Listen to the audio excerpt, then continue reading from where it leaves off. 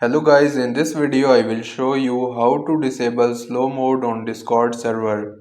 I will disable slow mode in server's text channel. First of all, open the Discord application and sign in to your account. After you signed in, select the server and then select a text channel to disable its slow mode. After that, you will see the text channel name on the top.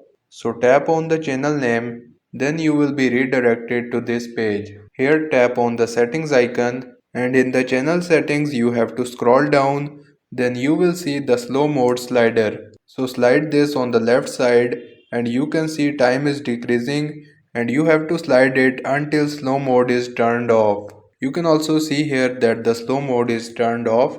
Then you have to save changes by tapping on the save option on the top right corner.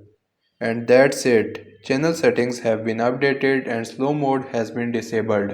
And this is how you can disable slow mode on Discord app.